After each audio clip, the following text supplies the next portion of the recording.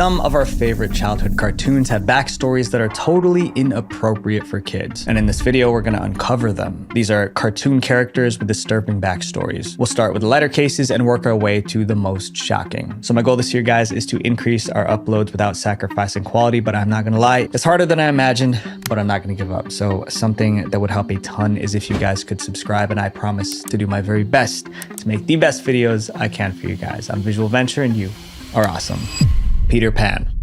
The world calls Peter Pan a hero, but is he really? In the original story, he ends innocent people. Most people think he's a good guy because of the way Disney portrays him. The cartoon was a hit, making $87 million on a $4 million budget. But Disney's cheerful movie doesn't match the original character. The real story was written by J.M. Barrie in 1904. That's over 100 years ago. Barrie was obsessed with the concept of eternal boyhood, so he wrote Peter Pan, the story of a boy who stayed young forever. But it wasn't a celebration of childhood. The story was about fear, about what happens when someone is so terrified of growing up that they will do anything to stop it. The story began with Peter flying through the streets of London. He was searching for kids to take to Neverland.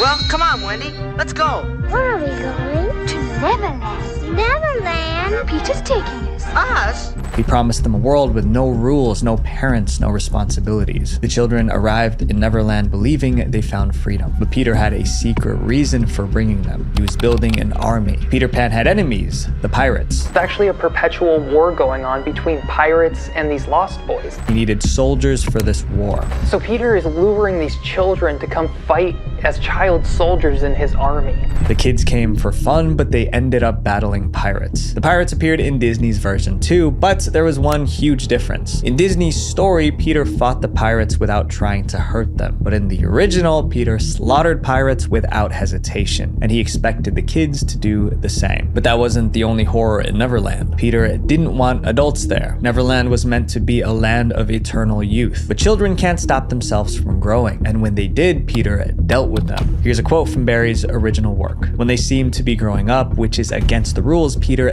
thins them out. Thins them out was a polite way of saying something extreme. Peter ended anyone who grew up. And that's the trick of Neverland, is the reason you don't age in Neverland is either because the pirates kill you or Peter does. In Peter's twisted mind, he was protecting the magic of childhood by any means necessary. When the old batch of kids was finished, Peter didn't mourn. He simply flew back to London to find replacements, and the cycle started again. Disney knew this part of the story, but they hid it. They turned a villain into a hero and made Peter Pan a beloved childhood character. The creator of this next cartoon later regretted.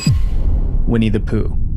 Winnie the Pooh was massive. The franchise has made more than $80 billion. That money came from books, toys, t-shirts, and even potty chairs. But behind the soft and cuddly bear is a dark story. A story that ruined a young man's life and ripped his family apart. The story begins with a writer named Alan Milne. Alexander Milne was a rather successful writer even before the first poems and books about Pooh saw the light. Alan had a son named Christopher Robin. Alan adored his little boy. On Christopher's first birthday, Alan bought him a teddy bear. At first, Christopher called the bear Edward. Then he visited the London Zoo and saw a Canadian black bear named Winnie. After that, little Christopher decided to rename his bear Winnie. The Pooh part came from a swan he liked. That teddy bear became Christopher's best friend. He carried it everywhere. Soon, Christopher collected more stuffed animals. There was a donkey, a piglet, a tiger, and more. Alan watched his son play with those toys and got inspired. He began writing stories about a boy named Christopher Robin and his stuffed animals. In 1926, the first book was published. It was titled Winnie the Pooh. And then the books featuring all those characters. There was Winnie the Pooh and Piglet and Eeyore and Tigger. The book was an instant hit. Kids wanted more. So in 1928, Alan released a second book, The House at Pooh Corner. Alan thought his son would be proud to see himself in the stories, but the reality was very different. Winnie the Pooh became a curse for Christopher. Christopher was 8 when the second book came out. The stories made him famous, but not in a good way. Kids at school mocked him. They sang poems from the books. They teased him for playing with stuffed animals. They called him a baby. Christopher was miserable. Soon he hated his own name. It was so easy to connect him to Christopher Robin from the books. By the time he turned 18, he blamed his dad for his horrible childhood. Christopher felt used, like his father stole his childhood for profit. He felt that his father got to where he was by climbing on top of his infant shoulders, by exploiting his childhood. Christopher joined the military. He thought serving his country would make people see him differently. But even in the army, soldiers mocked him because of Winnie the Pooh. After the war, Christopher tried to live a quiet life. He gave up all rights to the money from Winnie the Pooh. He married, moved to the countryside, and opened up a small bookshop. But even there, people connected him to Winnie. Soon, people weren't visiting his bookshop to buy books. They wanted to meet the real Christopher Robin. The worst part was his relationship with his parents. They barely spoke. In 1956, his father Alan passed away. Christopher did not attend the funeral. But even before Alan passed, he admitted his regret. He wished he never created Winnie the Pooh,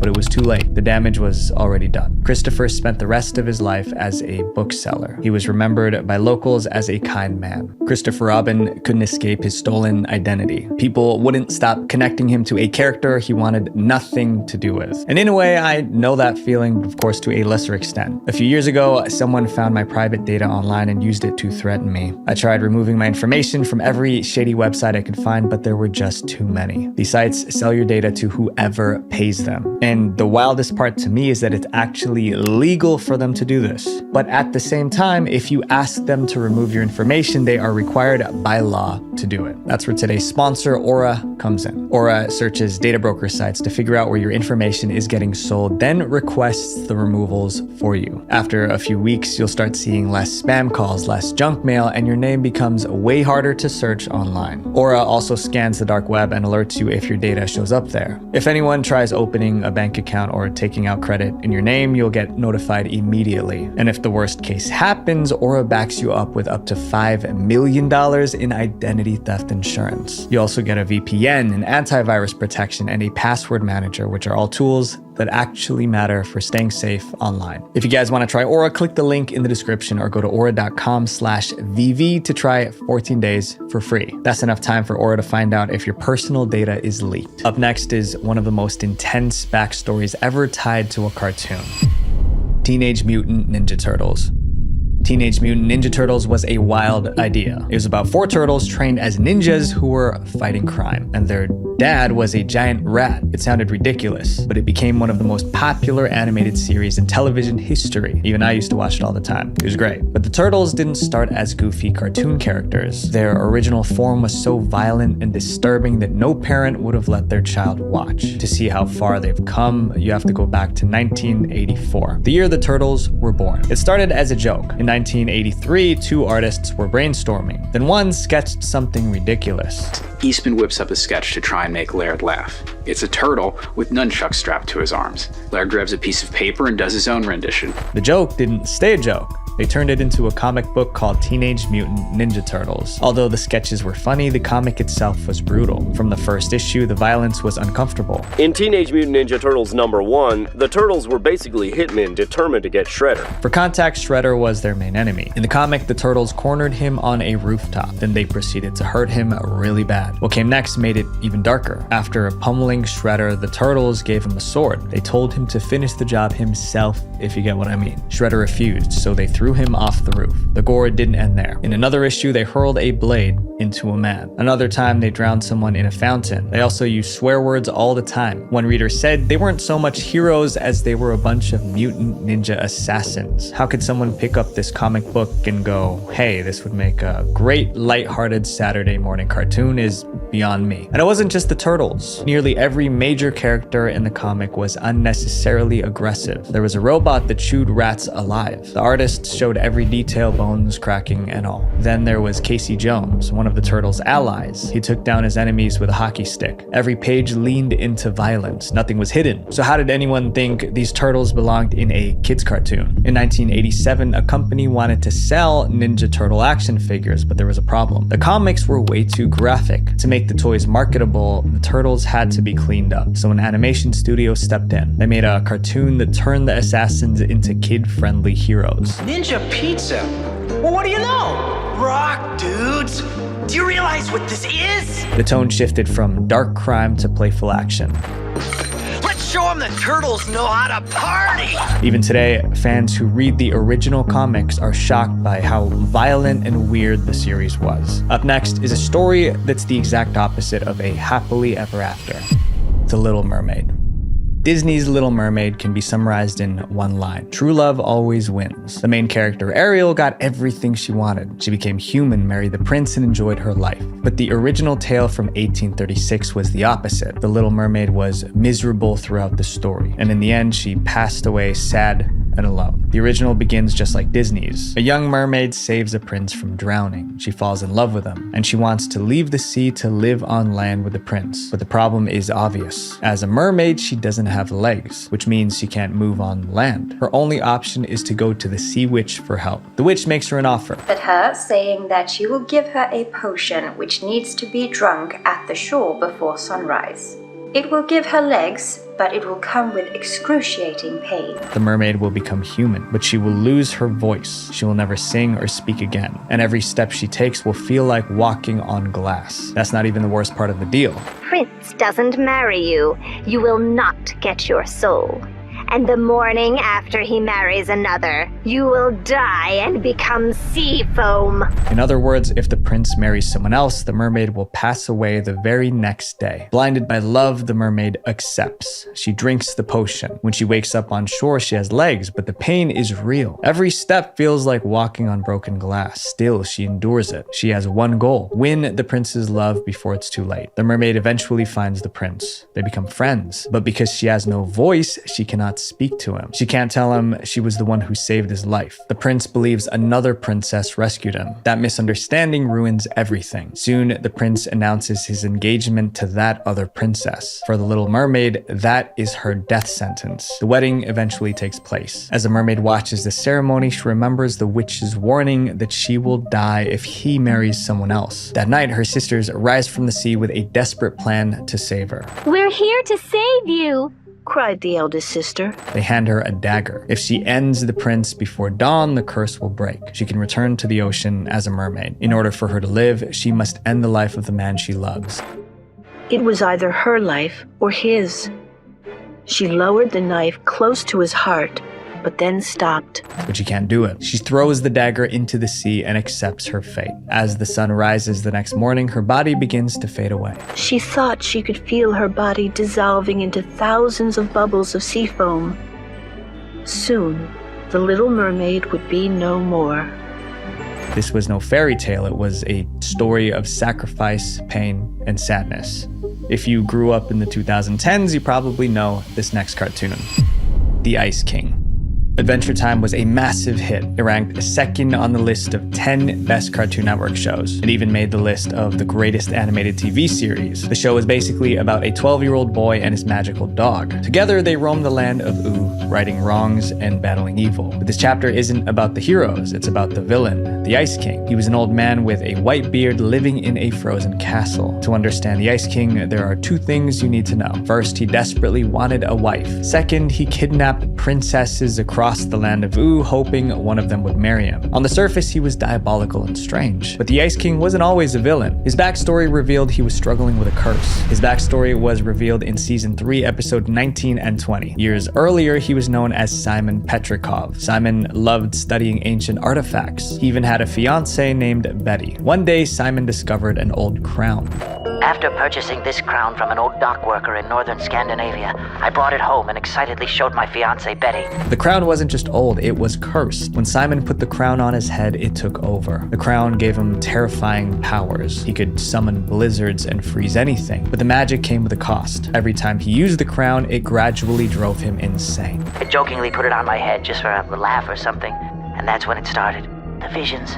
I fought with them, shouted at them until I realized it wasn't real, it was the crown! He started hearing voices, forgetting things, and losing his personality. I know my mind is changing, but I'm already too far gone to know what to do. Simon knew he was slipping from good to evil, and he couldn't stop it. If I do things that hurt anyone, please, Please forgive me. Betty watched as Simon's mind fell apart. She couldn't take it. In the end, she left him. Without Betty, Simon had nothing left to fight for. The crown consumed him. That's when he fully transformed into the Ice King. This means the Ice King was never really a bad guy. He was a man suffering from the curse of the crown. Just watch over me until I can find my way out of this labyrinth in my brain and regain my sanity. If that wasn't tragic enough, his fiancée abandoned him because of his condition. That's incredibly dark for a kid's show. The Ice King might just be one of the saddest characters ever written into a children's cartoon. Up next is a character who made the impossible possible: Hercules. Here's something most people don't know. Since 1950, there have been more than 50 films and TV shows about Hercules. He also appeared in tons of video games, including God of War and Assassin's Creed. Hercules also appeared in books, comics, toys, and more. Simply put, Hercules might be the most popular hero in human history. And in 1997, Disney made their own version. Their animated Hercules was a global hit. It made nearly $253 million worldwide. For millions of kids, this was their first introduction to the character.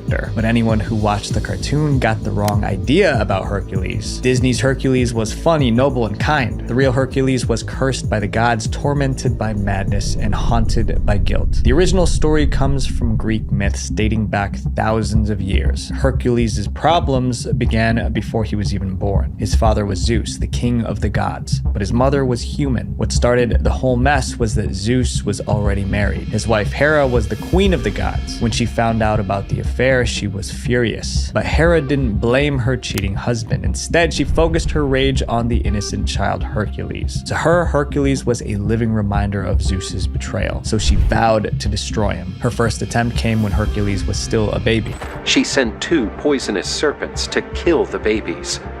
The serpents slithered into the cradle where Hercules and his brother were sleeping. The serpents were meant to strangle him as he slept. But even as baby Hercules had superhuman strength. He crushed the serpents with his bare hands. Hera's plan failed, but she wasn't done. She waited for the perfect moment to strike again. Hercules became the strongest man alive. He eventually married a woman named Megara. Together they had children and lived peacefully. But that happiness made him vulnerable. Hera knew Hercules could defeat any monster. So instead of sending beasts, she attacked his mind. Hera used her divine powers to make him temporarily insane. Suddenly, the strongest man in the world couldn't think clearly. In his madness, he saw monsters everywhere. He fought back with all his strength, but those weren't monsters. They were his wife and children, and he ended them. With the madness lifted, Hercules realized what he had done. As he realized he had just committed the most unspeakable crime imaginable. The guilt was unbearable. People who once called him a hero now saw him as a villain, but Hercules was given a chance at redemption. The oracle tells Hercules that in order to atone for his sins, he must serve as the slave of King Eurystheus for 10 years. But Eurystheus was now working with Hera. Now that Hercules was broken, they wanted to finish him once and for all. So the king gave Hercules 12 impossible tasks. These would become known as the 12 labors of Hercules. Each labor was designed to destroy him. For his first task, Hercules had to defeat the Nemean lion. Its skin was so tough that no weapon could cut it. But Hercules found another way to win. But Hercules cornered the lion in its dark cave, stunned it with a club, and strangled it with his bare hands. Second task was worse. He had to slay the Hydra. It was a massive serpent with many heads. Cut off one and 2 more grew back. So how did Hercules defeat this creature? Each time he cut a head, he burned the wound shut so it wouldn't grow back. One by one, Hercules completed all 12. But no matter how much he accomplished, the guilt never left him. After the 12 labors, Hercules was worshipped as a hero, but he was still unhappy. Later, he tried to rebuild his life. He remarried, but tragedy found him again. His new wife was tricked into giving him a poison cloak. When Hercules put it on, the fabric burned him. The pain was unbearable and he couldn't take it off. So Hercules did something extreme. He threw himself into the fire. After being completely consumed by flames, Hercules' spirit ascended to heaven. After this apotheosis, Hercules arrived at Olympus, where he was received by his father as a god. Hercules experienced misery, loss, and guilt. Ironically, kids today grow up idolizing Hercules. They have no idea that the original Hercules lived a life that no one would want. This next backstory transformed a creep into Prince Charming. Sleeping Beauty. Almost everyone knows the story of Sleeping Beauty. A princess falls into an enchanted sleep. A prince kisses her, breaks the curse, and they live happily ever after. But Disney didn't create that story. They took it from a 1634 Italian book titled Sun, Moon, and Talia. It wasn't a fairy tale. It was a creepy story no child should ever hear. In the original, the princess wasn't named Aurora. She was called Talia. When Talia was born, her father received a prophecy about her future. Someday, the princess will prick her finger on a spinning wheel and fall into a deep, death-like sleep. No! And that prophecy came true. Talia grew up, pricked her finger, and fell into a never-ending sleep. Her father was devastated. Instead of searching for a cure, he abandoned the castle and left her behind. Years passed. One day, another king stumbled upon the empty castle. Inside, he found Talia. She was unconscious and helpless, and she was beautiful. Here's where the story takes a turn Disney could never touch. The king didn't try to wake her with a kiss. He took advantage of her, then he left. Talia became pregnant. Months passed, and she gave birth to twins while she was still asleep. Lucky for her, some fairies, like the ones in the movie, help her out with the birthing process. The reason she couldn't wake was that a splinter of flax was stuck in her finger. The babies crawled over her. One accidentally sucked on her finger. One of the twins starts sucking on Talia's finger by mistake, and the splinter that was under her fingernail comes right out, and she wakes up. When she opened her eyes, she was now the mother of 2 children she didn't recognize. Soon, the king who violated her returned. He found Talia awake and saw the twins, and he was thrilled. That was the same man who took advantage of her while she was unconscious. But now they were acting like one big happy family. He visited often. He provided for Talia and the twins. They were happy, but they couldn't go public with their relationship because the king was already married and his queen was no fool. When she discovered the affair, she planned her revenge. She ordered her henchmen to kidnap the twins, cook them, and serve them to the king for dinner. She wanted her husband to unknowingly eat his own. The henchmen couldn't do it. Instead, they hid the twins and served the king lamb instead. But the queen believed the meat was the twins. That night, the whole time the king is eating his dinner, the queen keeps saying weird, creepy stuff to him. Eventually, her scheme was exposed. The queen was executed, and the king married Talia. Somehow, this was considered a happy ending in 1634. Disney completely overhauled the story, and that's how we got the version of Sleeping Beauty we know today. But ironically, the film didn't land the way Disney hoped. It was a box office bomb. The studio lost around $900,000, which is about $9.7 million today. The failure was so devastating that Disney didn't release another princess movie for many years. Up next is the story of the first Disney princess, Snow White. In 1937, Snow White was the first full-length animated film in the US. It took over 750 artists more than 3 years to complete, but the hard work paid off. The movie was a huge success. However, it might not have been a hit if Disney followed the original story. The real story of Snow White was violent and grotesque. Disney's version was adapted from the Brothers Grimm. In that story, the queen wasn't just jealous of Snow White, she wanted to eat her. She ordered a huntsman to take Snow White into the woods and end her, but she also gave him one more instruction. She asked him to bring back Snow White's lungs and liver. The huntsman couldn't do it. He let her go. Then he took the organs of an animal to the queen, and the queen actually salted and ate them. Not only did she think Snow White was dead, she thought she ate her lungs and liver. The story continued. Snow White found the dwarves in the woods. The queen discovered she was still alive, and she tried to end Snow White over and over again, but each time she failed. Finally, the queen tricked Snow White into eating a poisoned apple, and she passed away.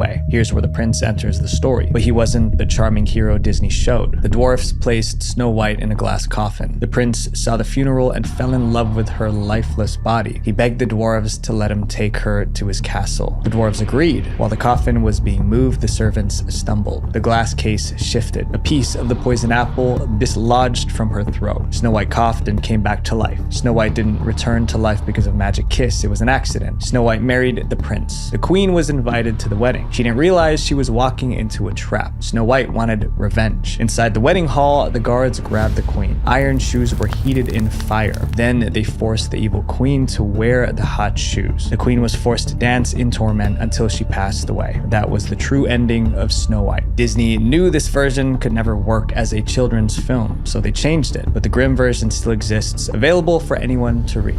This next case involves a girl who did the unthinkable. Cinderella. Cinderella is remembered as the girl who never got angry. In Disney's version, she lives with her wicked stepmother and stepsisters. They force her to scrub floors and do endless chores. But I just finished. Do them again. And don't forget the garden. Then scrub the terrace, sweep the halls and the stairs. But Cinderella never complains. She's an angel. Then a fairy godmother appears. Cinderella meets a prince, falls in love, and escapes her wicked stepmother. The original Cinderella was nothing like that. She wasn't a patient victim waiting for rescue. She took matters into her own hands. And her first victim was her stepmother. The Cinderella story told in 1634 was very different. And in that version, her name wasn't Cinderella. It was actually Zezola. She lived with her father and stepmother who treated her like dirt, and she burned with anger. But no fairy godmother appeared. Instead, a woman named Carmesina poisoned Zezola's mind. Carmesina told her she could escape her misery by ending her stepmother. Once the woman was gone, Carmesina promised to marry Zezola's father. That would make her the new stepmom. Then they could be a happy family. Zezola agreed. She was still a child, but she was willing to take a life. She asked her stepmother to help her find a dress in a heavy wooden chest. When her stepmother bent inside, Zezola slammed the lid on her. It looked like an accident. Zezola's father never suspected her. After the funeral, she moved to the next step of the plan. Zezola pushed her father to marry Carmesina. He agreed. For a brief moment, Zezola believed her life would be beautiful. Instead, it got worse. At first, Carmesina kept her promise. She was kind to Zezola, but once she was secure in her new marriage, she revealed her true nature. She was meaner than the first stepmother. Carmesina moved 6 daughters of her own into the house. Suddenly, Zezola, or Cinderella, had 6 new stepsisters tormenting her daily. Zezola worked like a servant from sunrise to sunset. She unfortunately ended her stepmother hoping for a better life, but it was all for nothing. The story continued. There were supernatural events and all sort of weird situations, but the main parts were still there. Zezola attended a royal banquet. She left behind her glass slipper. The prince searched the kingdom for the girl whose foot fit the shoe. In the end, he found Zezola. It was a happy ending, but the road to it was paved with misery. One thing is certain, the real Cinderella is not a story of patience and kindness. It's about anger, revenge, and betrayal. 300 years later, Disney erased the disturbing parts. Zezola became Cinderella. Instead of a girl who ended her stepmother, she became the girl who never fought back. Today, almost no one remembers Zezola, the dangerous Cinderella. These characters looked like heroes on screen, but behind them were stories of pain and suffering. And the people you meet every day are no different. They all have a past, a story. So my friends, be kind to the people around you because you never know what backstory they're carrying. Visual Venture. We talked about cartoon characters, but if you want to get even more in-depth with disturbing media, I created a video that covers everything from TV shows to documentaries to video games, and it is our longest video ever made. Click here to watch Media Banned for Being Too Controversial. Love you guys. Peace. Allegedly, Sniper Wolf has just doxed Jack's films. The momfluencer Katie Sorensen learning her sentence for falsely claiming a couple tried to kidnap her kids.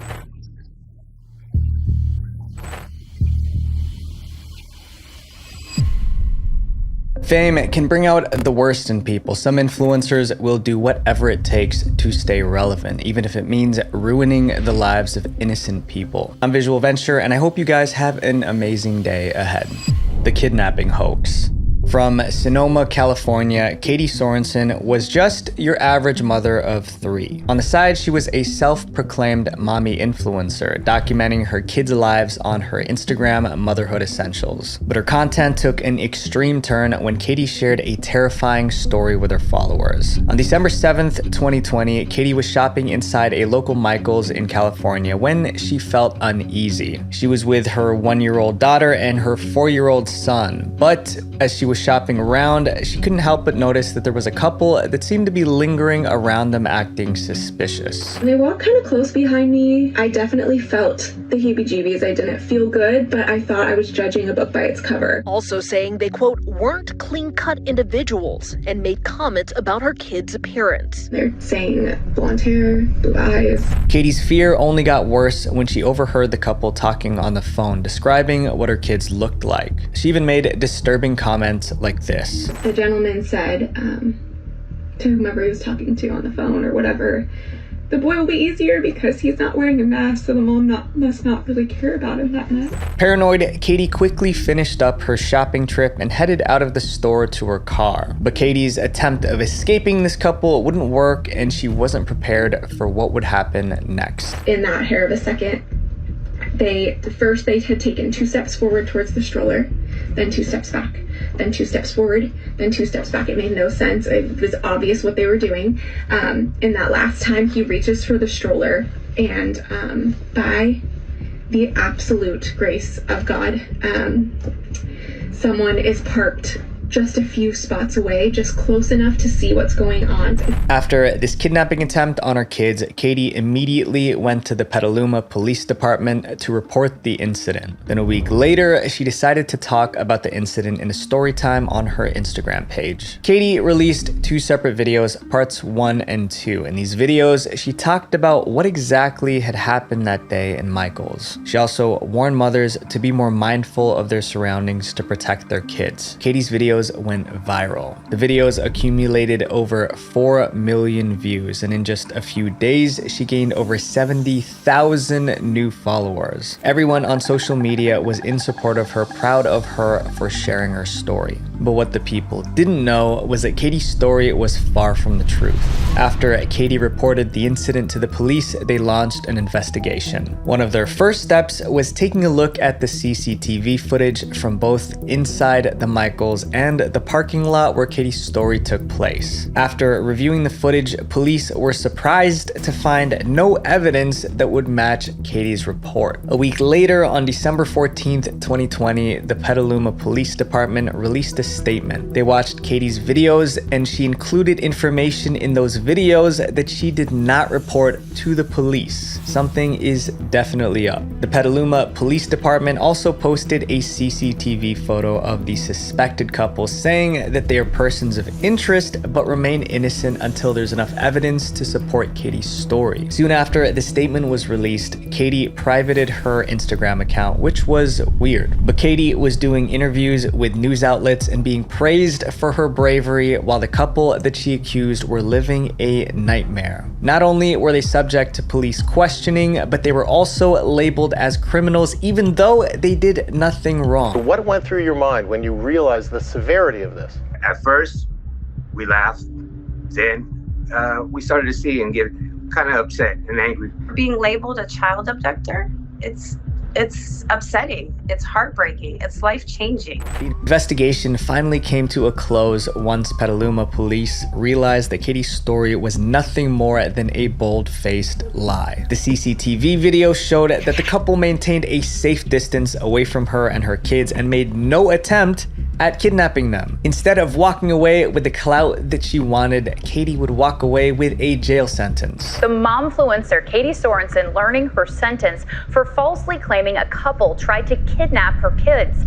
She was convicted of 1 count of making a false police report and was immediately taken into custody. In June of 2023, Katie finally received her official sentencing. She was sentenced to 90 days in jail along with 12 months of informal probation. This meant absolutely 0 social media usage and search and seizure of all her electronic devices. So what makes me especially upset about this situation is the fact that Katie was really playing it off. Like, she legit looked like a person who was a victim of this tragedy. I mean, if I saw that on Instagram, I would definitely believe her without even thinking twice. But thankfully, Katie suffered the consequences of her actions, but that can't be said for our next influencer.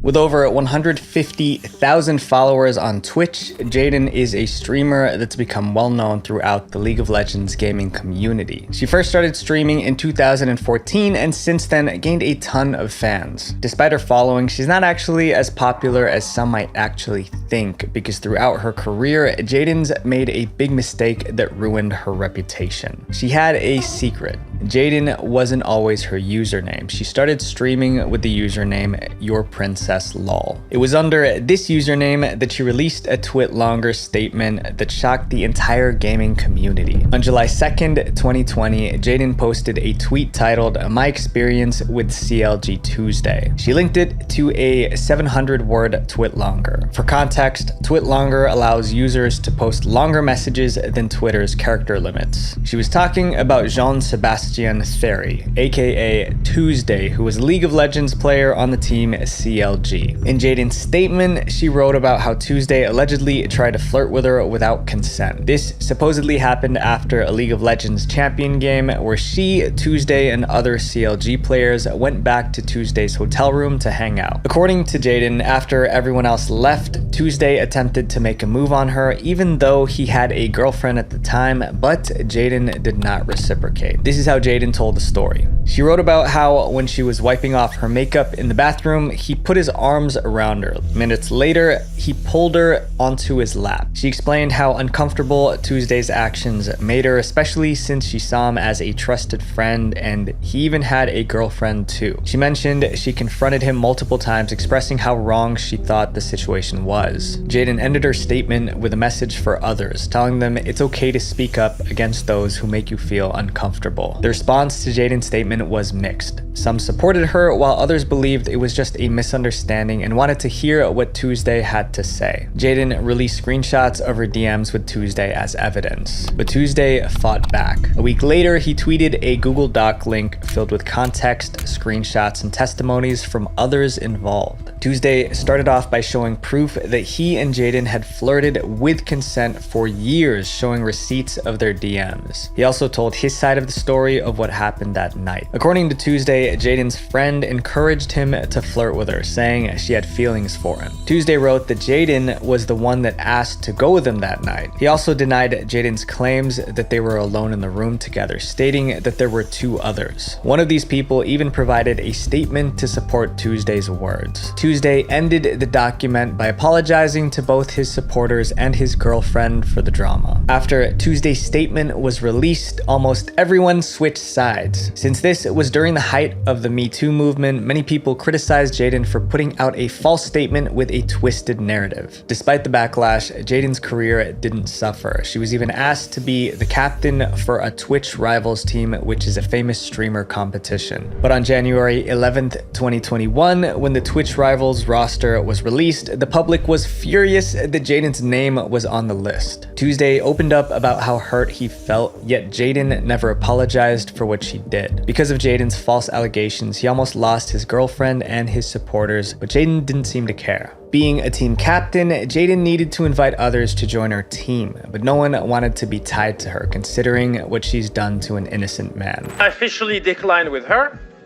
Please don't go on hating on whatever. I don't want to associate myself with that, you know? She then dropped out of the Twitch Rivals tournament after the backlash. Even with this major controversy, Jaden continues to stream today. This next influencer ruined an innocent old man's life, and to me, this one's personally heartbreaking. The biggest mistake. What is up, Drama Alert Nation? I'm your host, Killer Keemstar. Let's get right into the news. Keemstar, or better known by his handle Drama Alert, is one of the most famous news reporters on the internet. With over 5 million subscribers on YouTube, Keemstar is arguably one of the first people to kickstart the drama commentary channels on the platform. For years, thousands of people have turned to his page for his latest on pop culture and social media news. But with great popularity comes great responsibility, and Keemstar made a huge mistake. On January 8th, 2016, a video went up on his Drama Alert channel called RuneScape Offender Returns. In his video, Keemstar talks about a news article from 2011, which talks about a Massachusetts man who inappropriately met up with a younger player from RuneScape. The man in the article was named John Phillips and was in jail. But Keemstar believed that the man was released from prison, changed his name to Tony, and was actively streaming on Twitch. John was arrested for this, and he recently got out of jail, and the first thing he did was stream RuneScape. on Twitch. The streamer that he showed in the video was 62-year-old Tony Ray Winchester, or known online by his username RSGlorianGold. Tony just started streaming on Twitch on December 8th, 2015, but Keemstar put that to a halt. At the time of this upload, the Drama Alert channel had over 800,000 subscribers, and after this video went live, many Drama Alert fans flooded Tony's Twitch channel with negative comments and false allegations. You see, John and Tony were not the same people, but Keemstar kept pushing that narrative. Tony was in no way connected to the perpetrator aside from having a few similar facial features, but they were not the same people. The actual offender was still in jail. The guy who actually did commit that crime with the whole RuneScape teen thing, he's still in jail. He's still in jail. He's in there for life, actually, so he's never getting out. Some people even launched DDoS attacks on Tony and exposed his personal information. The next day, during a stream, Tony's chat was bombarded with harassment. Even though he was innocent, Tony couldn't help but break down. He made a teary statement to his stream, once again reminding everyone that he's done nothing wrong and he wasn't going to let false allegations stop him from doing what he loved, streaming. Now, everybody in the world knows my real name's Tony Ray Winchester. I'm 62. I've retired because I'm not going to let somebody run me off. Now that the whole thing's cleared up, and you guys know I'm a good guy, I'd like to go take a break. Tony's speech was clipped countless times and touched the hearts of many in the community. More and more people also started pointing out that the actual criminal was already in jail. This pushed Keemstar to retract his statement and issue an apology. Keemstar uploaded a video onto the Drama Alert channel. The title was "We Got It Wrong, I'm Sorry, and We'll Do Better." I'm so proud of how successful my show has been becoming. But now as I sit here in front of you, I don't feel proud at all. I feel ashamed. I feel like a dirtbag. In the video, Keemstar addresses the controversy. He says that he's removed the original video and expressed how ashamed he felt about putting out the wrong information. He also informed the subscribers that the person on his team that pushed this story has been fired and that he will be taking care of any damages that he caused to Tony. This guy didn't do anything. He didn't do anything wrong. And because of me, he was harassed for about 2 hours.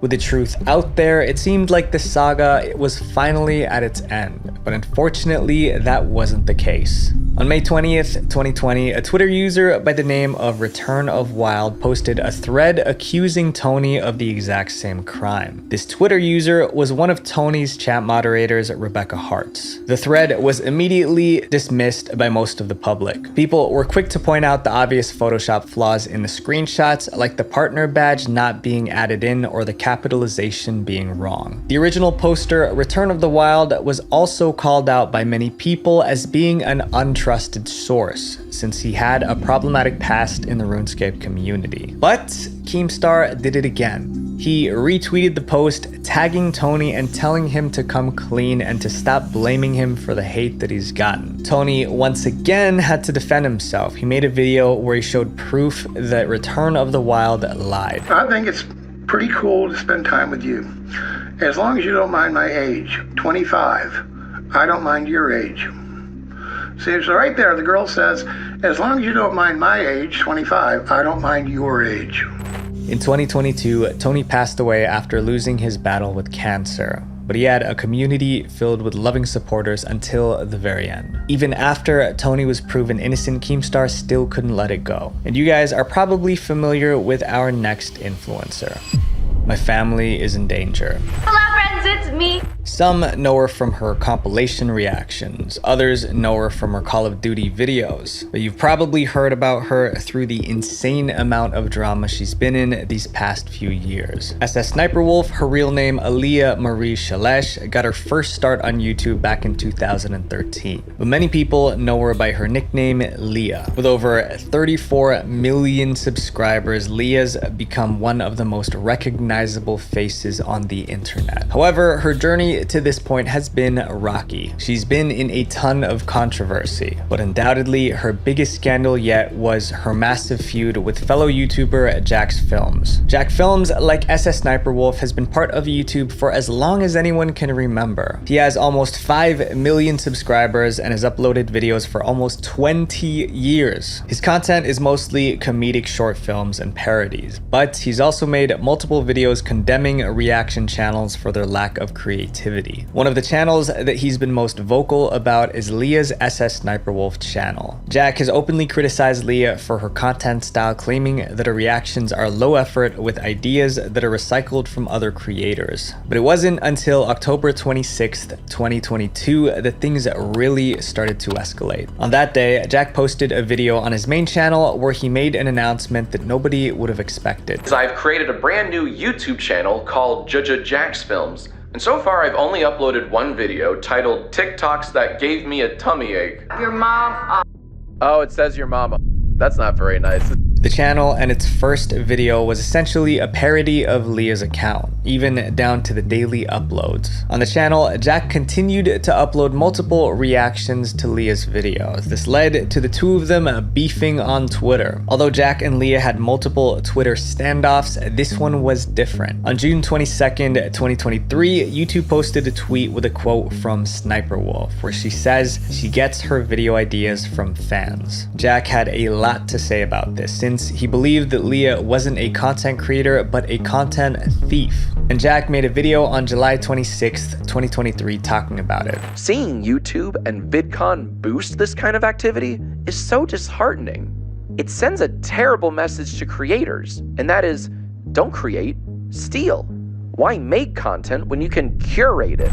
Jack discusses his Twitter exchange with Leah and criticizes YouTube for promoting low-effort content. He also highlights how Leah does not credit the creators of the content that she reacts to or who she takes her ideas from, and the comments proved his point. The pinned comment on his video was from a creator who claimed Leah stole their content. So I completely understand that content is recycled on YouTube sometimes. For me, I take title and thumbnail inspiration from other YouTubers, but the research is from a ton of different places, right? It is basically an entirely new video, taking only inspiration on the title and thumbnail. So if you guys think that it looked similar to somebody, you're probably right. Jack kept uploading on his Jax Films channel, being more critical of Leah's videos. He created a game with his viewers called SS Sniper Wolf Bingo, using a custom bingo card that included actions that he believed Leah did often in her reaction videos. Sniper Wolf will read the caption verbatim. I opened my beats the wrong way. Yeah. Please go to your bingo cards and please select reading caption word for word. It's like clockwork.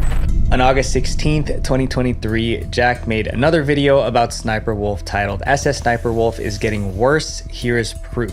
In it, he highlights 3 instances where Leah allegedly stole content without adding anything new. In one example, he shows Leah including a TikTok video in her compilation without reacting to it at all. We're all trying to predict what Sniper Wolf will say, how she'll react, etc. Here's my real-time reaction to what happens next. About 2 months after this video was posted, Sniper Wolf did something that she couldn't take back. Allegedly, Sniper Wolf has just doxed Jax Films.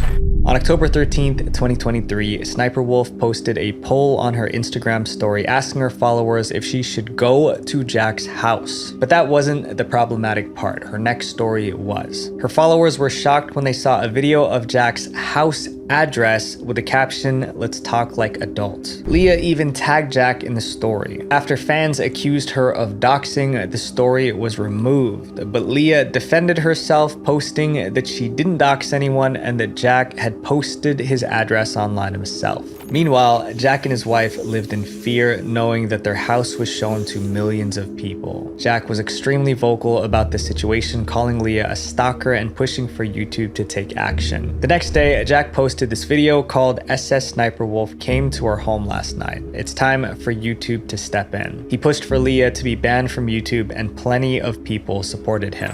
In my 17 years on YouTube, I've never once had someone come to my home and vaguely threaten me. Sniper Wolf needs to be deplatformed. 6 days later, on October 20th, 2024, YouTube announced that Leah's channel received a temporary demonetization. Less than an hour later, Leah made a public apology to Jack on her Twitter. But everyone thought it was insincere since it was immediately posted after YouTube announced that her channel was no longer monetized. Luckily, Jack and his wife weren't harmed, but unfortunately, that isn't always the case because for our next influencer, the damage was permanent. The tragic story of Inquisitor Ghost. Vincent Plici, known as Inquisitor Ghost, was a popular TikTok cosplayer, especially loved in the Call of Duty cosplay community. His username was Inquisitor3, but most people called him Inquisitor Ghost due to his infamous portrayal of the character Ghost from Call of Duty. With a following of over 100k and multiple viral videos, it seemed like Vincent was well on his way to a successful social media career. But sadly, he didn't get a chance to see that through because of three evil individuals who wanted to see his downfall. In September of 2023, screenshots began circulating around the Call of Duty community. These pictures contain private DMs between Inquisitor Ghost and his video editor AJ, who was a minor at the time. These screenshots showed conversations between Inquisitor Ghost and the editor. In them, Ghost was saying things like, "I love you and I'ma marry you," but these messages were taken out of context. At first glance, these messages seemed highly inappropriate to send someone that age. But there was a reason why only a few specific screenshots were being shared. It involved three people: AJ, Ghost's editor, Tito, AJ's boyfriend, and Keegan's mask, a friend who leaked the screenshots first. In Ghost's bio, he wrote, "Minors DNI, do not interact," meaning he didn't want minors talking with him. When AJ first reached out, Ghost quickly shut her down.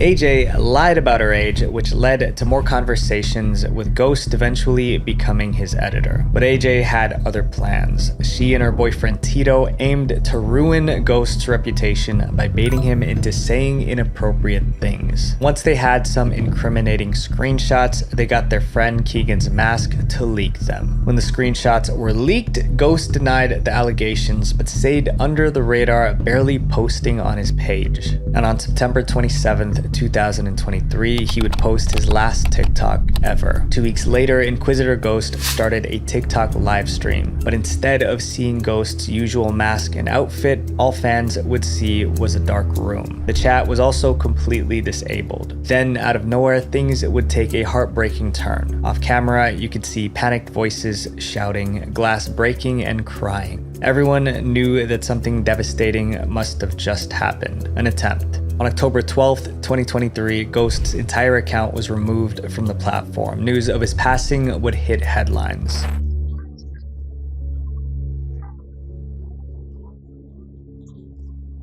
AJ, Tito, and Keegan's mask were accused of causing Ghost's passing. To try and defend themselves, Tito posted videos explaining their actions, but that only managed to backfire on them as they exposed their cruel plan to the world.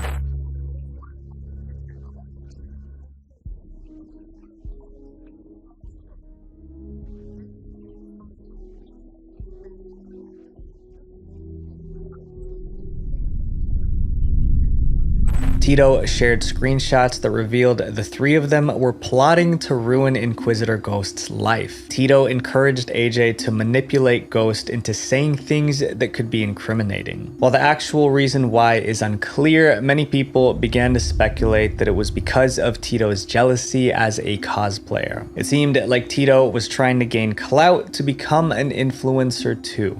Keegan's mask, who first leaked the screenshots, later apologized in a TikTok video claiming she acted on what she believed was true and didn't intend to harm Ghost. All three of them have been terminated from TikTok. As for Ghost, fans created a petition to get a Call of Duty skin honoring him in the next game. And it's reported that Call of Duty agreed to release a skin in his honor. Rest in peace, and I wish his family well.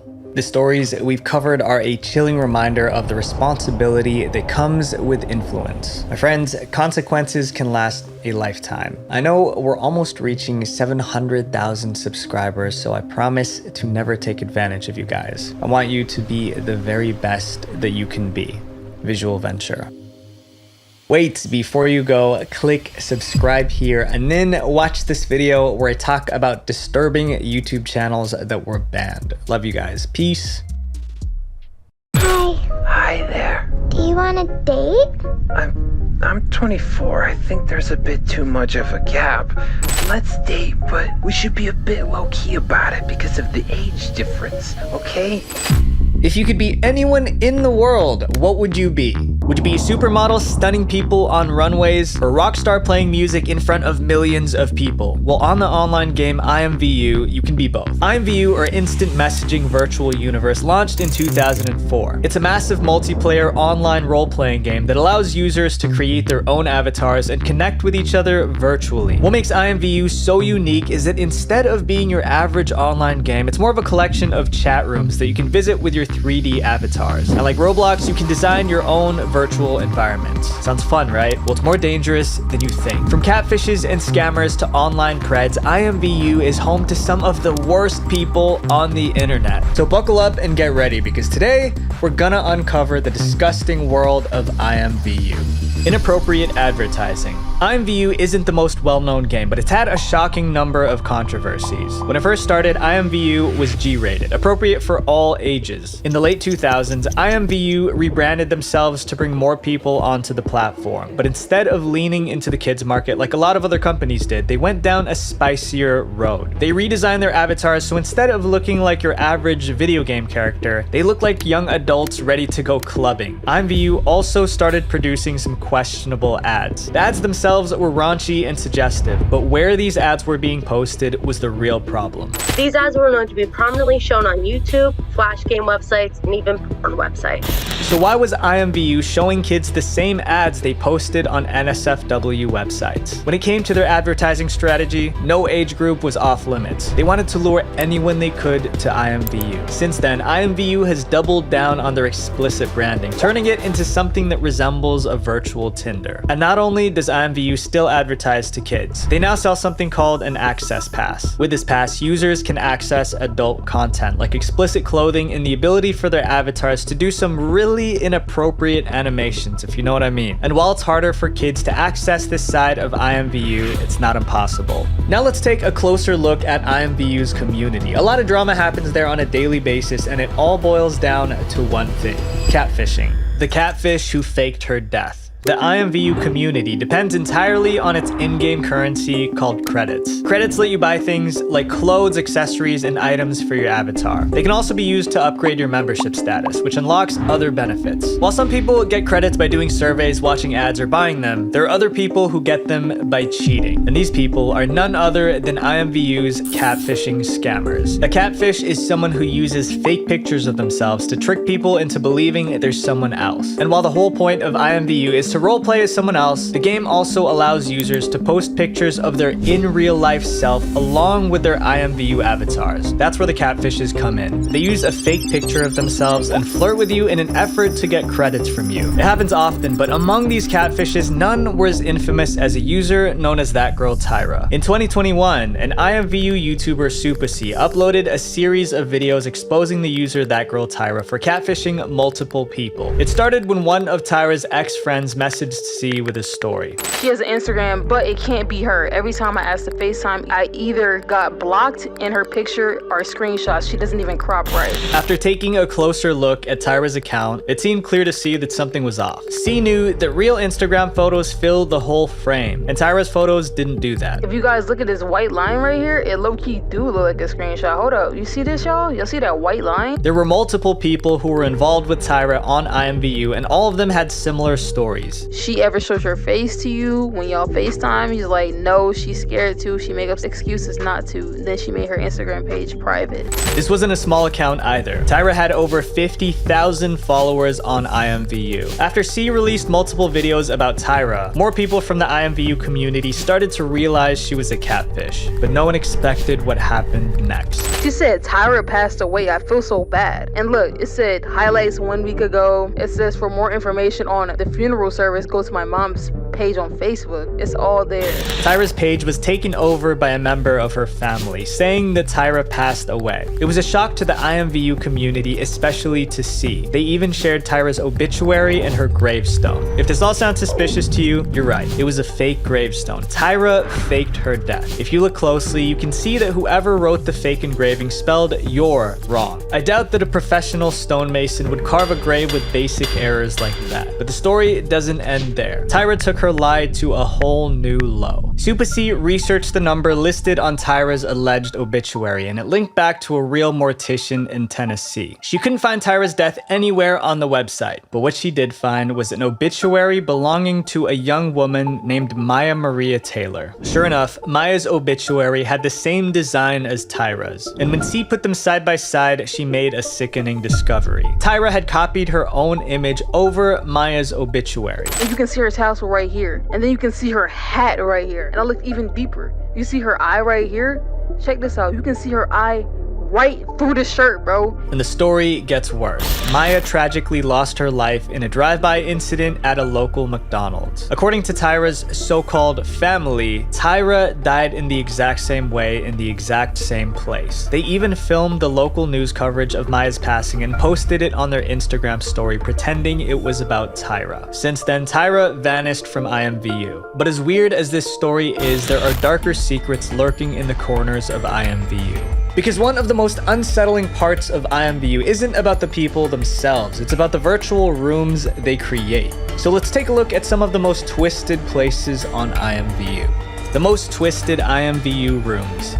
Before we talk about the most twisted rooms on IMVU, I want to thank my guys at War Thunder for sponsoring this video. War Thunder is a vehicle combat MMO game with more than 2,000 tanks, planes, helicopters, and ships to choose from. That's right, it's an MMO. Every vehicle models the actual vehicles in real life. Are you looking for an action-packed match or a more realistic experience? War Thunder offers PvP battles for both playstyles. Something you guys didn't know about me was when I was a kid, I wanted to become a fighter pilot. I love to do research about fighter jets, and I can tell you that War Thunder pays attention to detail. You can customize your vehicles, and the 4K graphics and sound effects gives you an immersive experience. But the wildest part is the damage X-ray. When you get hit, vehicles suffer actual damage to their components and the crew inside. Click my link in the description to play it now for free on PC, Xbox Series X and S, and PlayStation 5 or the previous generation. When you register on PC, you get a large free bonus pack with premium vehicles, premium account boosters, and more. Whenever a game lets users create their own content, some people are always going to make weird, inappropriate stuff. We've seen it with Roblox and VR chat, and IMVU is no different. I mean, we've seen the way they advertise the game. IMVU is full of NSFW content. A lot of rooms on IMVU have private areas specifically made for NSFW purposes. Combine that with the Access Pass, which gives users the key to spicy content, and anyone can act out their dark fantasies. And not all people try to hide their fantasies. IMVU has developed a reputation as an inappropriate game because people act out these fantasies on public servers in front of everyone. Since IMVU allows users as young as 13 to make an account, this is especially disturbing. But these private rooms don't even come close to being the worst part of IMVU. In the game, roleplay is taken to a whole new level. The most popular kind is family roleplay, where players can create their own virtual families. You'll see grown adults pretending to be toddlers and teenagers. They'll even create avatars specifically made to roleplay as children. And it gets weirder. There are IMVU maternity clinics where people can go to give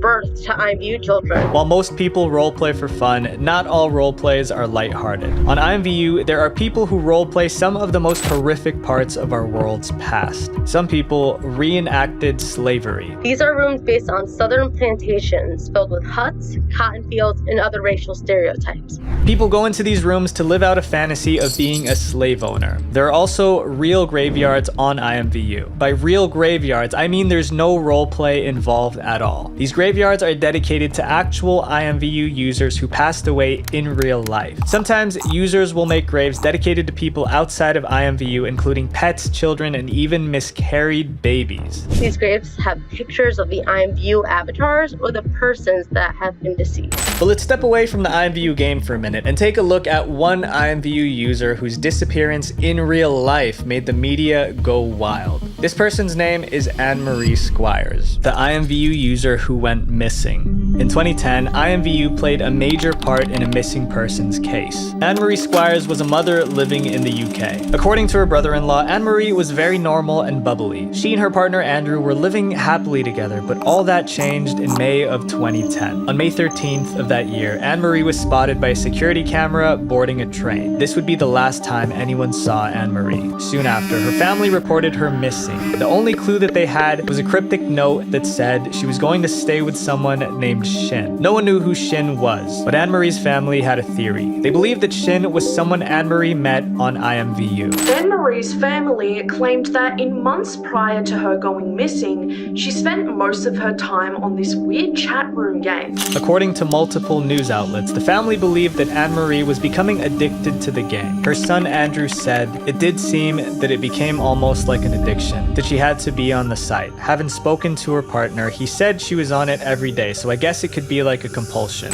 Anne-Marie was constantly fighting and arguing with her partner over how much time she was spending on the computer playing IMVU. Based on these two pieces of information, it seemed likely that Anne-Marie was talking to someone from IMVU, and maybe even cheating on her partner with them. It's possible that during the hours she spent on IMVU, Anne-Marie was talking to this mystery person named Shin. For 3 long weeks, her family was left without answers, until the police came back with news. According to the Salisbury Journal, Anne-Marie had walked into a police station a month after her disappearance to report that she was okay. We're not sure where this police station was, but there was information that she was in the US. But there's another detail that makes everything a little bit more complicated. Anne-Marie begged the police not to tell her friends or relatives where she was. Her family was devastated. "We're gutted," her sister said to the Salisbury Journal, "but at least we know she's safe and well." To this day, no one knows where Anne-Marie is or the identity of Shin. But it goes to show that anyone can get sucked into an online addiction to a virtual world like IMVU. But now we're going to step away from the IMVU game and take a closer look at a platform you're probably familiar with. YouTube. There's a lot of IMVU content on YouTube, and not in a good way. We're about to dive into the toxic world of IMVU YouTube. IMVU YouTube is disgusting. IMVU content extends way beyond the confines of the game itself. Some people use avatars and rooms in IMVU to create narrative videos for YouTube. Remember those family role players we talked about earlier? Well, a lot of them use YouTube as a way to create virtual family vlogs and stories. But some of these stories are disgusting. The thumbnails and titles of these videos are questionable, and the avatars used to act out the characters look way too young. The creators do this on purpose to produce the inappropriate content. Oftentimes, these storylines will have to do with romance and guys cheating on girls and gangs. These videos will even depict explicit acts between family members, and some people love them. But the majority of the comments on that video are actually calling the creator out for how disgusting the video is. If you thought this was the last of the messed up stuff IMVU has to offer, think again. There's another dark side to IMVU, one that's more disturbing than anything we've covered so far. This next chapter is the story of one of the worst preds IMVU has ever seen, Pablo Sunny, the pred who got caught. Mama Max is a YouTuber who dedicated his channel to shedding light on child exploitation. In May 2022, he uploaded a video talking about his hunt for an IMVU user named Pablo Sunny. So he disguised himself as a young IMVU user named Kawaii Kitty and visited a room called the Sexy Singles Club. This is where he met Pablo. Hi.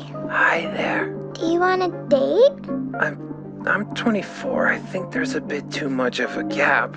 Despite saying this, Pablo invited Kitty to a private room. Max was unable to show what happened in that room, so we can only imagine what Pablo tried to play out with someone he thought was a kid. But little did he know that behind that avatar was an experienced pred hunter who was gathering the evidence to expose Pablo to the world. So Max dug even deeper. He went through Pablo's friends list to see if he could get more information from them, but he ended up discovering something worse. Everyone Pablo followed on on IMVU was young and vulnerable. At this point, it seemed pretty clear that Pablo was preying on young girls.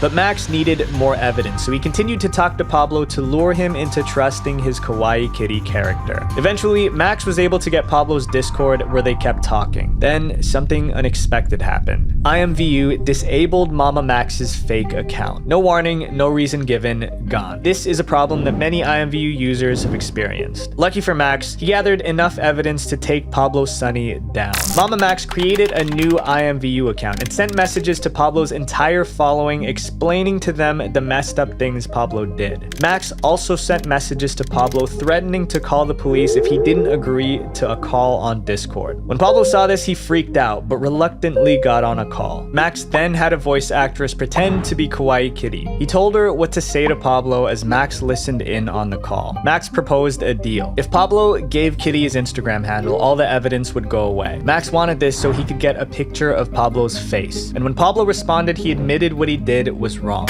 My boundaries is I don't want you to have more of my personal information, because then you can actually just decide one day that you want to I can't have that looming over my back.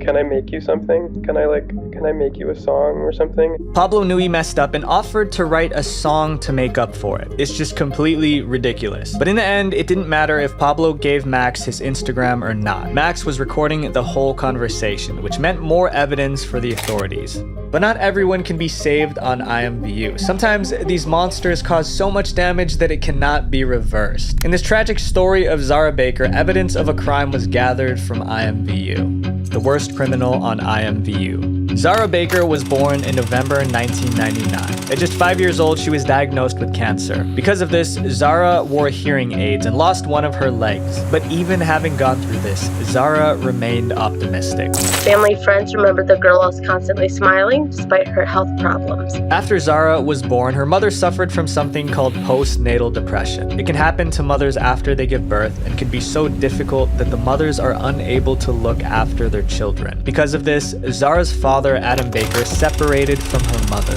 In 2008, Adam met a woman named Elisa Fairchild on IMVU, and the relationship became serious quickly. Adam and Zara moved to the US so that he and Elisa could get married. It was a picture-perfect family until 2010. On October 9th, 2010, at 5:30 a.m., Elisa called 911 to tell them that Zara had been kidnapped. She was missing from the house and a ransom note had been left behind. But the police thought something was off. There was no sign of kidnapping anywhere in or around the house. So they had Elisa take a lie detector test, and when she failed it, she cracked, which she then told the police would make any parent scream. She led the police to various places around California where the police would find what remained of Zara Baker. Elisa's explanation was that Zara had passed from an unknown illness, and since Adam wasn't a documented American citizen, they couldn't go to the police in fear of being arrested. She said that Adam was the one who dealt with Zara after she passed and helped hide her around California. But this wasn't true. When the police interviewed Adam, they determined that he wasn't involved with the case at all. It turns out that Adam was nowhere near the location Zara was found on the night she was hidden, but Elisa was. The police also determined that Zara's passing wasn't because of natural causes, so that can only mean one thing. According to multiple news outlets, the police discovered that Elisa was taking part in Chainsaw Massacre roleplays on IMVU just days before Zara's passing. With such strong evidence working against her, Elisa pleaded guilty on trial. Adam was in the courtroom that day, and what he said to Elisa is heartbreaking. Elisa, I trusted you with the most precious thing in my life. Not only did you lie to me, you lied to Zara. There are no words to explain the hate I have for you and the loss I suffer every day. Zara's real mother, who hadn't seen Zara since she was 8 months old, had this to say. I never got to say goodbye. I never even got to say hello. The internet can be a dangerous place. If you're not careful, it'll consume you and rob you of your happiness. So if you're online for too long, especially in a game like IMVU, take a break and go touch grass, because life is too short to be wasted behind a screen. Visual venture. Make sure you guys click my link in the description to play War Thunder now, because it supports me making videos for you guys. When you register on PC, you get a free bonus pack with premium vehicles, premium account boosters, and more. Wait, before you go, click this playlist to watch more dark internet documentaries, because the algorithm will promote my channel more if you guys watch multiple videos. Love you guys. Peace. In a YouTube video, the creator already knows exactly what the video is about before you even watch it. But when live streaming, anything, and I mean anything, can happen on camera, like getting arrested. These are the most infamous arrests caught live on stream, starting from the least famous to the most famous streamer. An influencer driving under the influence.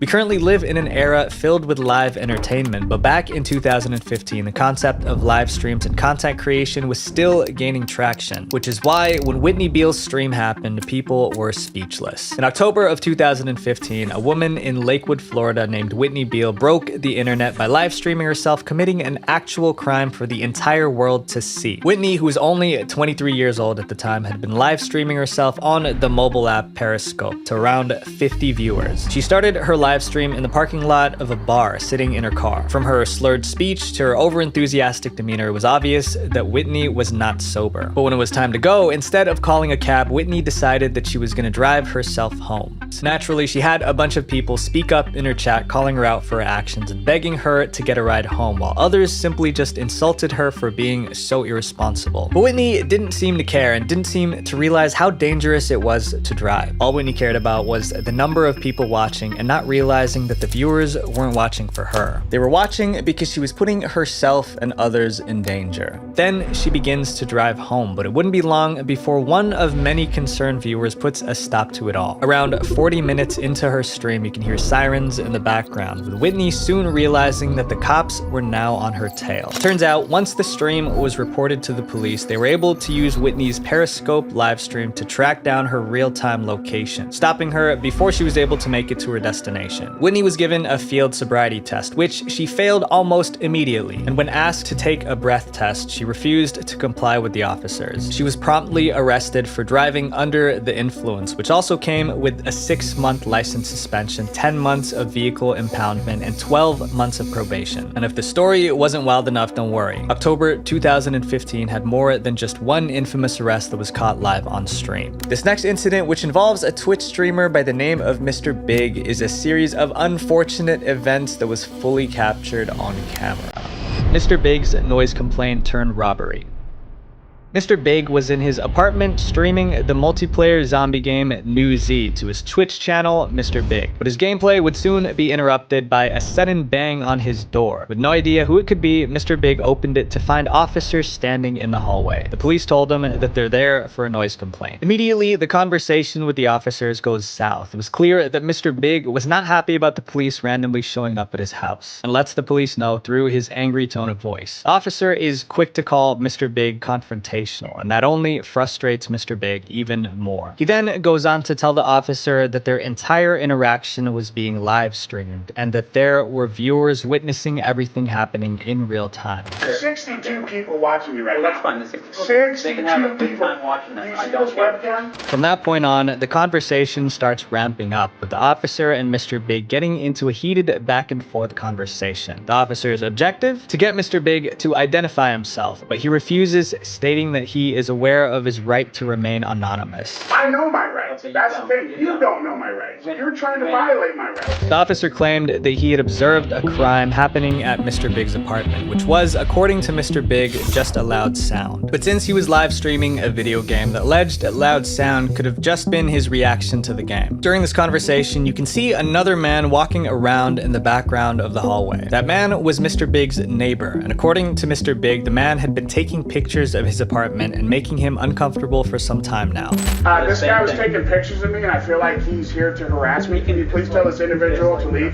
Mr. Big tried to change the topic by mentioning that his neighbor was eavesdropping and that he was suspicious of him, but the cops brushed that aside, continuing to press Mr. Big for his name and identification. After a few more times of Mr. Big refusing to cooperate, the police put him in cuffs, telling him that he's being arrested for failure to identify. The police removed Mr. Big from his home as the stream continues to roll. But just when you thought all the action was over, something unexpected happened. Mr. Big's intuition about his neighbor was right. Not even 2 minutes after Mr. Big and the officers leave the building, the suspicious neighbor enters the apartment. The man is seen looking around the room before grabbing a pair of shoes and then exiting the frame. Not long after, he re-enters the apartment. This time he's searching around the apartment, looking inside drawers and shoving items into his pockets. He does this for a little while before he leaves again, never to return. Whether or not he was aware that Mr. Big was live, no one knows, but Reddit had a lot to say about this incident that was caught on stream. Many Redditors speculated that the neighbor was the one who called the cops on Mr. Big. They believed that he did that intending to rob him after he was arrested. Carl the Creep.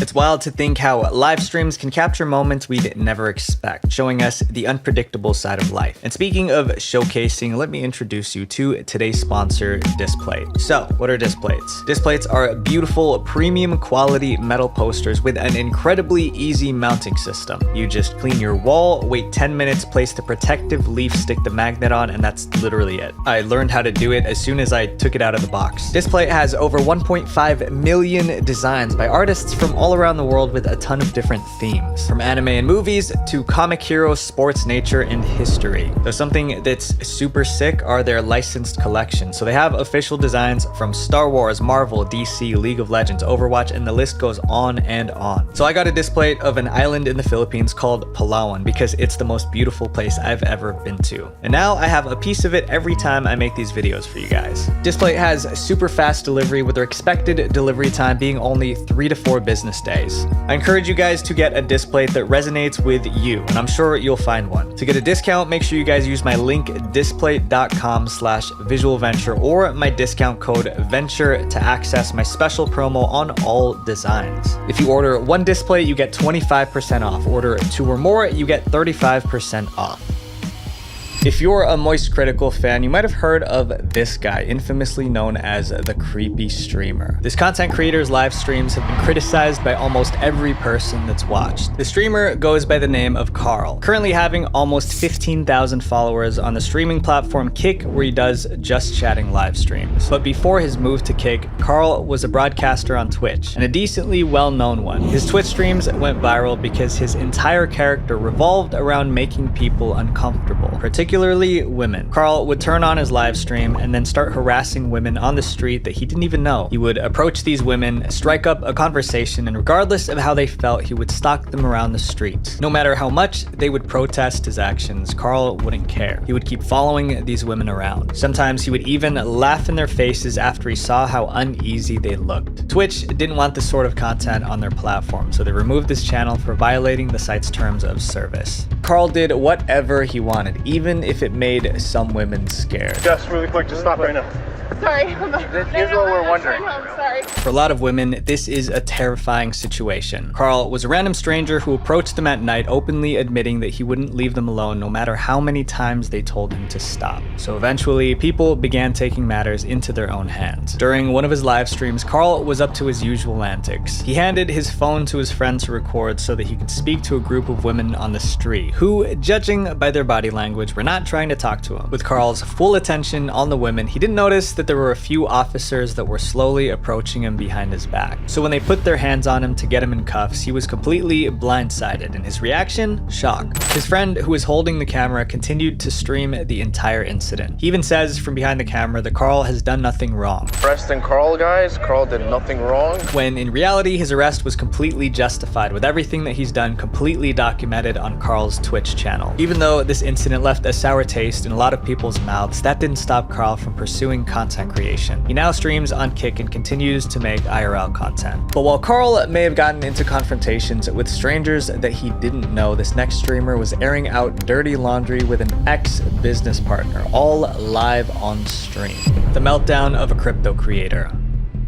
Ben Armstrong is a well-known crypto influencer and also former host of the popular YouTube channel BitBoy Crypto, which he ran with Cassie Wolf. He was very well established in the crypto community and even had his own cryptocurrency named after him called BenCoin. With a flourishing YouTube career and a growing community of fans, things were going great for Ben. However, he would throw it all away in just 37 minutes with a live stream that would change the course of his life forever. On September 25th, 2023, Ben went to his Twitter to post this special announcement. The tweet said, "I'll be going live soon from a very special location on YouTube, so get ready, this is going to be good." At the time, fans didn't think too much about it. Content creators made posts like this all the time, and they were likely under the assumption that he was going to reveal a new project or another altcoin. But when the viewers found out what this very special location was, they were completely caught off guard. The special location that Ben mentioned was the home of his former business partner, Carlos Diaz. Ben and Carlos have worked on several business ventures together, none of which have taken off. Not much is known about these projects, but with what Ben did next, it was obvious that the relationship ended on a bad note. During the live stream, Ben made several claims that Carlos had ties to the Houston Mafia and made a bunch of other defamatory remarks about him. He even claimed that Carlos had stolen his Lamborghini, which is why he was currently outside his house. He wanted that Lamborghini back. When fans questioned his actions, Ben defended himself by saying that Carlos had been manipulating him to the point where he couldn't take it any longer. He had to take a stand. Man who death threatened me took my Lamborghini. This is who you're with. Already, there were a few holes in his story. He said that upon arriving at Carlos's house, he tried to confront Carlos directly, but Carlos ran away. I go knock on the door, and you know what he does? He turns and he runs. However, the doorbell camera footage told a different story. He shows up, goes to the door, rings the doorbell, and then does this. For the first half of the stream, Ben can be seen erratically ranting at the camera, all while claiming that he was completely fine mentally. He stated that what he was doing was not out of paranoia or because he was crazy, but because it was necessary. At one point, Ben even tells the stream that someone texted him saying that they were going to call the police. Somebody just texted me, said they're going to call the cops. I will really enjoy the cops coming here. I really enjoy it. At around the 19-minute mark of the stream, police arrived on the scene. The first thing that they did was question Ben, asking if he had anything dangerous on him. Ben responded that there was nothing on him, but there was something in his car. Stop. Oh, stop. I couldn't hear. You have a weapon on you? No, I do not. Okay. I do not. So... I have one in my vehicle, but I do not have a weapon on me. When the police went to investigate his car, they found that there was another person inside the vehicle. That person was Cassie Wolf, who was the co-founder of BitBoy Crypto. The live stream caught Ben having an affair with this woman. Just 1 minute into Ben's conversation with the police, the officers turned the camera face down, leaving the viewers to stare at a black screen. Through the audio, you can hear Ben trying to explain the entire situation from his point of view to the police, but to no avail. Eventually, he got arrested for loitering and simple assault by inducing fear in another. This next content creator went from YouTuber to kick streamer, and her transition has been insanity. Inside the viral kidnapping victim prank. Natalie Reynolds is a content creator with over 4.5 million subscribers on YouTube, 2.4 million on TikTok, and 355,000 followers on Instagram. She rose to fame when she and her ex-boyfriend Zachary Hulsman created several joint couple social media accounts under the username Nat and Zach, but the two have since broken up, with Natalie taking over all the accounts and rebranding them as her own. Although Natalie already has a pretty big following on social media, recently all her efforts have been going toward her growing Kick channel, which has 13,000 followers. Natalie tried to be different on the platform by streaming a wide variety of pranks, usually pretty out there content, some of which landed her in some serious controversy. In December of 2023, Natalie went live on her Kick channel with a brand new prank, one that pushed the boundaries of what was okay when it comes to content. The prank was that she would drive around town in a white van trying to hand out candy to children. You want some free candy? Many of the parents were not pleased with this prank and even openly expressed that to her face during the stream. But to make matters worse, Natalie would approach actual families and point them in the direction of her van, telling the kids that there was candy inside. Does anybody want free candy? You want free candy? Does anybody want free candy? No? They want free candy. This is your once in a lifetime opportunity to get something for free. Come on in. Here. When they got in the van, what they saw was enough to scare the kids and adults. As the stream went on, Natalie and her friends continued to drive around the streets of Miami in their van looking for more people to prank. But it seemed that their prank escalated way too far because the locals ended up calling the police to report the van as suspicious. When officers arrived on the scene, they were quick to demand everyone in the vehicle to get out and have their hands up. The officers were clearly on high alert given the nature of the situation and a possible crime that could have been happening. The stream then ends suddenly as the camera falls to the ground just as Natalie and her companions were being forced out of the vehicle and onto the ground. The clip soon went viral online, with many people, particularly on X, criticizing Natalie for this poorly executed social experiment. And while Natalie's charges have not been confirmed, she's since returned to streaming on Kick and making content for her other social media pages. But while Natalie may have accidentally gotten caught up with the law, this next content creator is well aware of the crimes they've committed. Gideon's warranted arrest. On April 17th, 2023, popular YouTuber and former Twitch streamer Gideon was streaming on Instagram Live and driving around Houston, Texas. He was just cruising around talking to his chat when he got pulled over by an officer for a traffic stop. Now, what normally would have been just a ticket, if not just a warning, turned into something much more when the officer realized that the YouTuber had an active warrant out for his arrest. So instead of getting a citation, Gideon ended up with a pair of handcuffs on his wrists. Right when the cop had pulled him over, Gideon had told his audience of 22,000 viewers that he might be getting arrested. Oh, you guys might see me get arrested live on camera. Not getting the cab. Oh my gosh. Although the traffic stop was just for going over the speed limit, Gideon himself knew that he was likely going to see a jail cell because he had already previously been informed of his arrest warrant, but didn't do anything about it. Back in February of that same year, Gideon had participated in a prank with fellow content creator Dammy that landed him in a bit of trouble with campus security. In a video titled "My College Professor Rejected Me," posted by Dammy, the two had visited the University of Houston campus to film some content. The idea of the video was for the two YouTubers to hand out flowers and teddy bears to female professors as part of a Valentine's Day prank.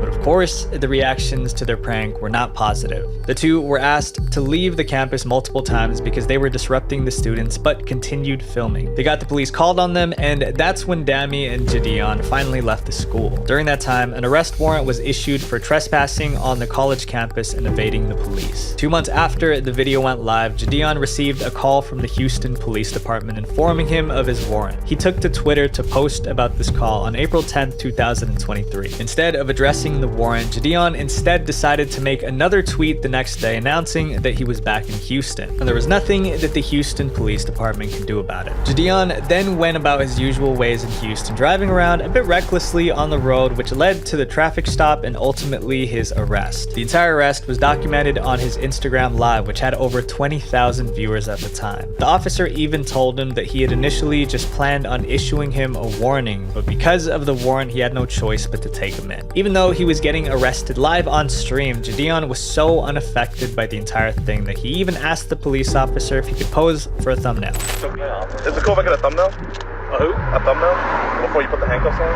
Well, I'll let you do that once we get to the station, okay, bud? Okay. Gideon's arresting officer ended up being pretty chill, but the other content creators were not so lucky.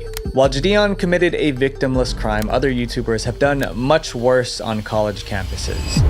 The creator who shut down a university. When it comes to infamous arrests, the one at the top of everyone's mind is undoubtedly Arab Andy's. This content creator who was once full of potential is now turned into nothing more than a lesson learned for anyone doing in real life streams. YouTuber and Twitch streamer Arab Andy was known for pushing the limits when it came to his content. He was also a prime example that you need to be careful with text-to-speech donation alerts, because if the wrong message was read aloud, your entire career could blow up in your face. On May 31st, 2015, Andy was streaming himself walking around the University of Washington campus, sitting in on lectures and even interacting with some students. But just minutes into the stream, a donation alert with a text-to-speech message would play on his phone. For some context, a text-to-speech alert is a type of notification that streamers use to let donors write personalized messages that are read aloud. The message then plays on stream. In this incident, the message that was attached to a $4.20 donation was a fake bomb threat. Attention. Has been successfully activated. Countdown successfully started. Instinctively, everyone ran out of the classroom. No one wanted to risk being a victim of an explosion. A student in the classroom detailed their experience on a Reddit forum, saying that Andy had walked in suspiciously, lingering by the door and with a large backpack. Although looking back, it seemed a bit obvious that it was a prank. In that moment, no one wanted to take any chances, especially since Andy was a complete stranger and had never been seen before in that class. After the alert went off, Andy remained in the classroom so that he could film the students and the professors running away for his stream. It seemed as though Andy wasn't understanding the severity of the situation. He continued to stroll through the hallways as if nothing had even happened. He made it as far as the nearby town before the police caught up to him. Get on the ground right now. Wait, what's going on? On the ground, don't make any sudden moves. Oh yeah, I'm recording, bro. During this arrest, which was captured on stream, Andy is telling the police officer that he didn't do anything wrong and that he shouldn't be arrested. What are you doing, bro? Hey, just listen to the officer. Put your hand behind your back, okay? I didn't do anything wrong, bro. The video then shows Andy getting pushed onto the ground and cuffs being placed on him before it eventually goes dark, with only audio being heard from the stream. And if the situation wasn't already serious enough, Andy's community took it upon themselves to make things even worse. They once again sent more inappropriate text-to-speech donation messages, one of them being an audio snippet of NWA's F the Police. Free Arab Andy, you did nothing wrong. This is a misunderstanding, officers. The thing is, this wasn't even Andy's first time using text-to-speech donation messages to cause public disturbances. He had been previously under fire for playing messages containing slurs on public transportation, which stirred up a bit of controversy. But the scale of this prank was much higher than usual. An entire college campus had to be evacuated and shut down because of his trolling, which is why he was arrested and given a hefty bail of $75,000. After this incident, Arab Andy has seemingly disappeared from the internet. No one knows if it's for good, but there hasn't been any word of his return since. While Andy's decline can be traced back to his inappropriate text-to-speech messages, some content creators are responsible for their own downfall. And the most well-known case, FouseyTube. Into the insane mind of FouseyTube. FouseyTube, a famous YouTuber and now Kick live streamer, has been one of the biggest content creators out there for years. I mean, I used to love watching his prank videos like ages ago. But recently, his content has shifted and fans have become more and more worried about his mental well-being. Since Fousey had started focusing on live streaming, it's become easier for his fans to see the red flags in his behavior. With streaming, everything was happening in real time, which meant that there was no edits or changes to footage. This made it much harder for Fousey to hide his mental state from his audience. In August of 2023, Fousey has been doing a subathon for his Kick channel, which is a continuous live stream that goes on for as long as the timer is running, with the timer increasing with every new subscription and donation. The stream was live 24/7. During the subathon, Fousey had shown some strange behavior. For example, he decided to walk through the traffic on a busy freeway, which caused many of his fans to be concerned as to why he would do such a thing. But things really started to unravel on August 23rd, 2023. Fousey was streaming from his Miami hotel room when he started to become insanely paranoid. He had already openly expressed to his community that he'd been struggling with some mental health issues due to excessive internet hate. And in his stream, you could see how all of this was affecting him. Fousey was clearly wound up about something and looked extremely scared. He kept telling his stream that he had a stalker who knew his hotel room number and he felt unsafe in this room. He also claimed that the stalker had been calling him and his mother, making threats to their lives. Fousey escalated this to the cops as a result. While live on stream, he talked to a dispatcher, convincing them that he was in real danger. Fousey would even go as far to say that there was a gun pointed at him to try to get the police sent to his hotel. Send the cops! They're able to help you. I'm not gonna argue. Oh, ma'am, he left! Ma'am, he left! Help! Get them! Help! Ma'am, Intercontinental, what's my room number? Help! Tell me! 2027! After ending the call with the dispatcher, Fousey then proceeded to record videos for his other social media on his phone. And when concerned friends started calling his phone to get him help, Fousey took to his stream to address everyone. I don't know you. Every single one of you, I don't know you. I don't know you further than I can throw you. If I wasn't famous, none of y'all would give about me. I don't know any of y'all. If you knew me, you don't know me no more. A few minutes later, 4 Miami police officers arrive at Fuzi's hotel room. After searching the room and seeing that there was no immediate danger like the dispatch call had claimed, the officers began asking him some questions. Fuzi mentioned he didn't feel safe because someone had been making threatening calls to him and his mother. Even though the cops were listening to his story, Fuzi was frustrated that they weren't taking any action, which led him to become even more aggressive. You guys don't even seem like you're serious about this. Are you guys gonna do anything? We're recording. That's what I'm recording. What are you guys doing? Are you gonna arrest him? Why isn't there cars out looking for him right now? Fuzi continuously tells the officers that although he doesn't know the identity of the stalker, he does know their address, and expressed his desire for the police to arrest the stalker right in that instant. Despite what he was saying, officers could tell that Fuzi was ultimately safe and that they were planning on leaving, but Fuzi would not let that happen. That's when he started screaming and shouting. He was swearing at them, calling them idiots because he was clearly in danger and they needed to protect him. How do you want us to look for him if you don't know where he is? I have his address! What is his address?